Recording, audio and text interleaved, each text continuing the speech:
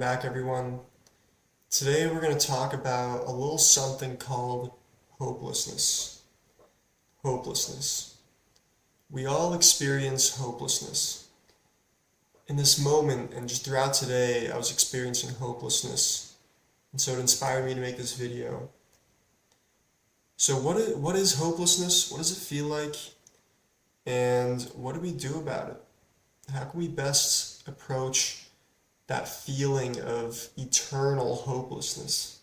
So hopelessness to me is just this future-oriented perception and feeling of I'm screwed, nothing is going to go well, life is bleak, life is going to remain bleak, things are getting worse and worse, things are going downhill, and overall life is just going to continue being sad and depressing and gloomy.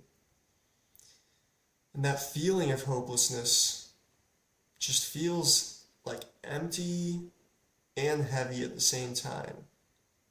And almost like there's like a pit in your stomach, or not even a pit, like there's going like an abyss in your stomach.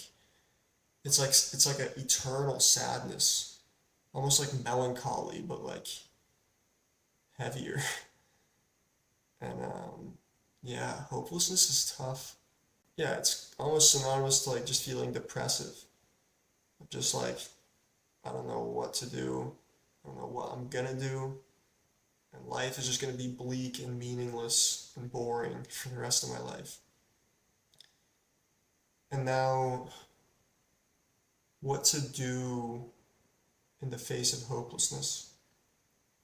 First of all, it's important to note that hopelessness is not something to get rid of. It's not something we need to fix. It's not something we need to get away with. It's not something that we need to get rid of. The first thing you do is to embrace the hopelessness. Embrace that wounded child in you that was once convinced that their life is hopeless, or that your life is hopeless. That was convinced that there's no good future ahead of them. Loneliness, sadness, whatever was the story behind it, was always going to be there. They were always destined, just that doom and gloom, that perception that that child felt and didn't get any help or any support through. Embrace it. Embrace the hopelessness. Embrace those feelings. No need to change it. No need to tell it it's right or wrong. You just embrace it like a sad child. That first instinct you have.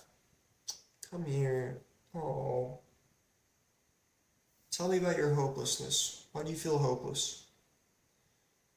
Yeah, it's exactly like helping a little kid out that's just feeling hopeless and gloomy.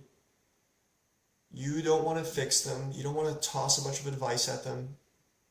That's not how it helps. They just want someone to be there for them. They want to be felt. They want love to be shown. They want a glimmer of love. That's almost the antidote to hopelessness. It's just like, will there be love? No, there's not going to be any love.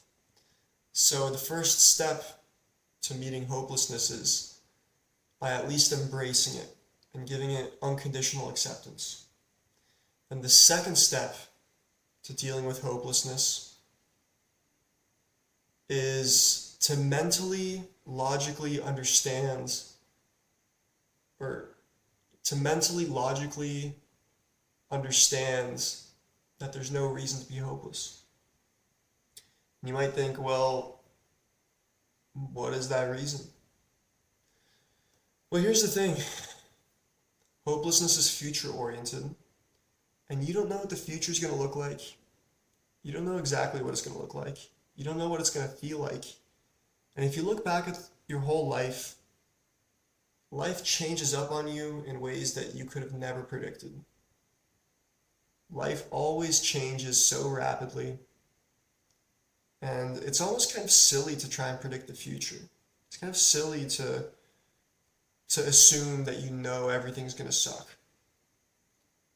So with hopelessness, the opposite of hopelessness is hopefulness. You say, you know what? Life, whatever you throw at me, universe, absolute, whatever you want to call it, whatever you throw at me, I'll accept it with open arms. I've been through difficulty in the past. I've been through all of my life's challenges so far. I will be able to bear whatever comes to my path later.